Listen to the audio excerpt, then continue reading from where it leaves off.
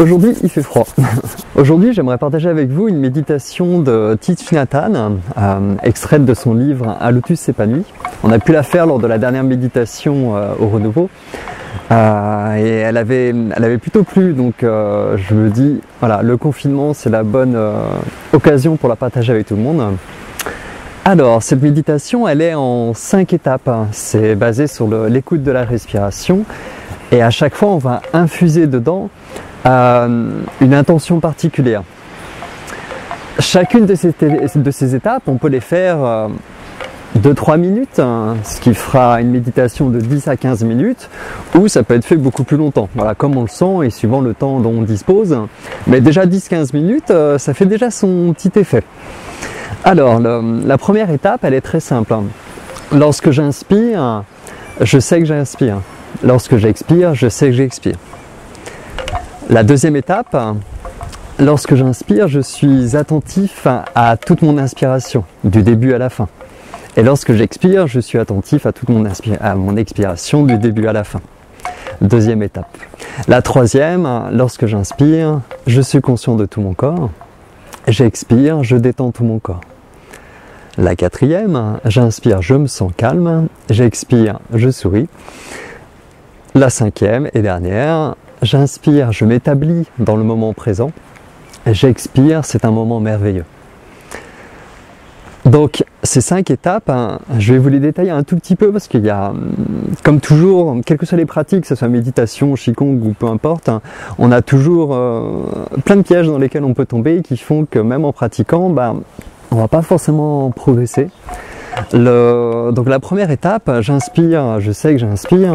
Moi j'aime bien utiliser le mot je reconnais que j'inspire plutôt que le verbe savoir qui est assez connoté je trouve en français ou peut-être juste pour moi, je sais pas.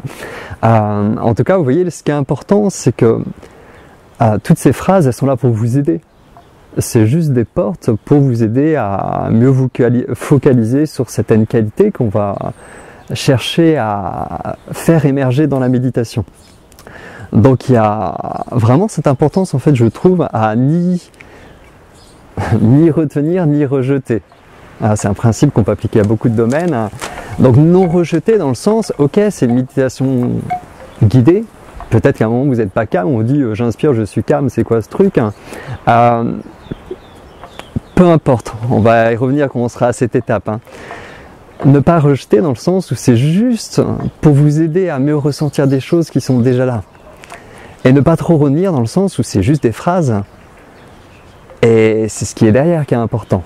Si vous répétez à chaque inspire-expire les phrases et vous collez dedans et au final le sens est perdu petit à petit, si ça ne crée pas un mouvement à l'intérieur de vous, si c'est juste une image, une phrase figée, dans ce cas-là, ça ne vous est pas utile. Et c'est vraiment important de se focaliser là-dessus, ni rejeter, ni retenir. Voilà. Donc j'inspire, juste voilà, ce ressenti de reconnaître qu'on est en train d'inspirer. L'expire pareil. Quelques minutes, le temps de voilà, déjà aider à se focaliser un peu plus sur le souffle. Deuxième étape, j'inspire, je suis attentif à toute mon inspiration, toute la longueur de son inspire. Elle expire, conscience de toute la longueur de son expire. Et là où c'est génial, c'est que juste de la première à la deuxième, là vous avez un exercice à part entière d'aider votre focalisation à s'élargir, à devenir plus longue, tout simplement, en vous aidant avec le souffle. Donc déjà juste cette étape, voilà, on pourrait la pratiquer un peu tout le temps et avoir énormément de bienfaits.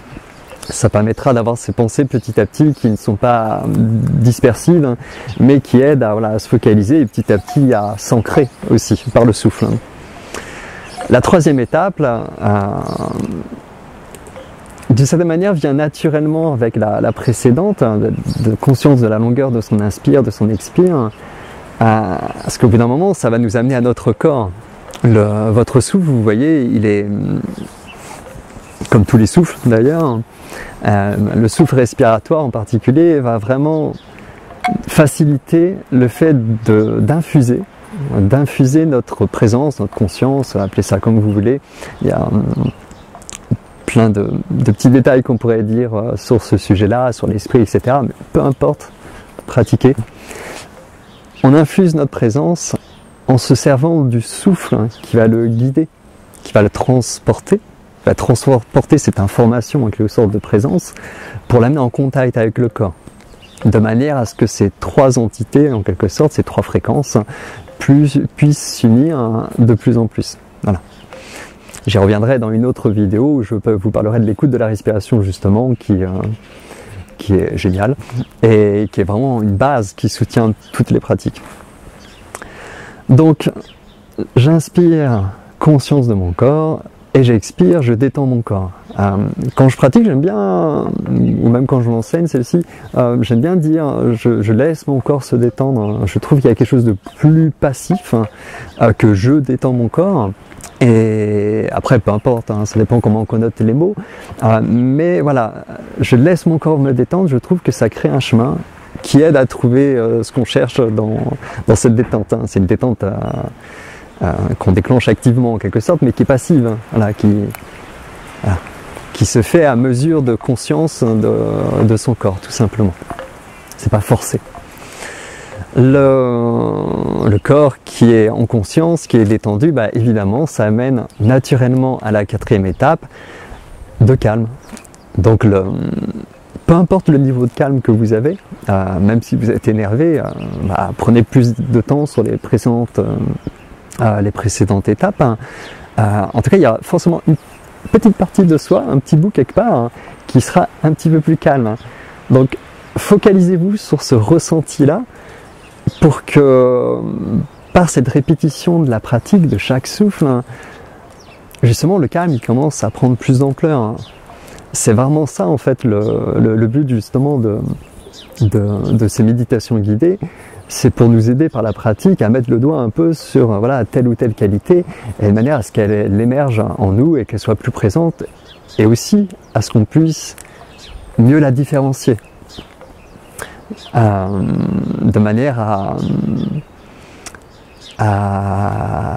lorsqu'on est dans le quotidien, à pouvoir se dire ah bah tiens non là j'ai un peu dévié de ce ressenti de présence que j'avais à tel moment dans la méditation, et au moins on l'identifie, donc ça permet de travailler dessus.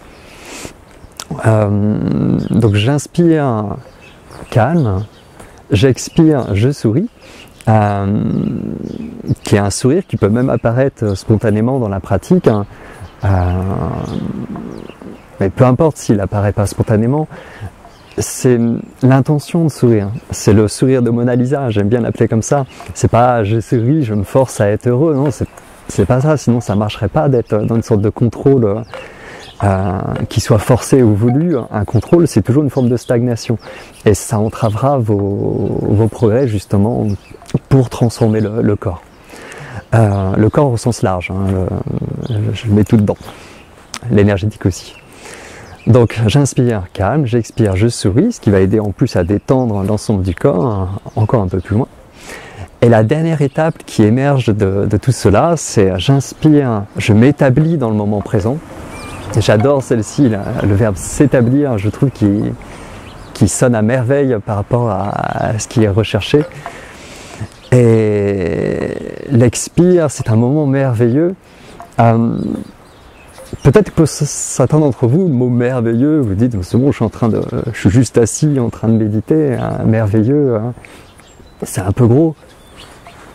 Peu importe, c'est pas merveilleux, on n'est pas dans un Disney pour faire une petite blague là-dessus. C'est merveilleux d'une manière plus banale, plus quotidienne. C'est plutôt un merveilleux qui fait une beauté qui est faite de sobriété. Voilà, c'est plutôt ça. En tout cas pour moi, c'est simplement mes ressentis aussi de pratique. Donc voilà pour cette méditation que je trouve très bien faite, tout simplement, parce qu'elle crée un processus qui amène à des choses qu'on peut trouver avec différentes pratiques, et là ça permet d'amener chacun pédagogiquement vers cet état-là de présence, de pleine présence. Donc voilà, amusez-vous bien avec cette pratique-là, faites-vous plaisir à vous recentrer et et à observer qu'est-ce qui peut apparaître simplement en faisant. Il n'y a pas d'autre secret que ça. Et puis on se donnera rendez-vous dans d'autres petites vidéos aussi. J'aimerais bien profiter pour partager différents points aussi encore sur la pratique, méditation, et puis d'autres vidéos aussi. Oh bah voilà, tout simplement, j'ai rien d'autre à dire de plus. Voilà, bonne journée à vous.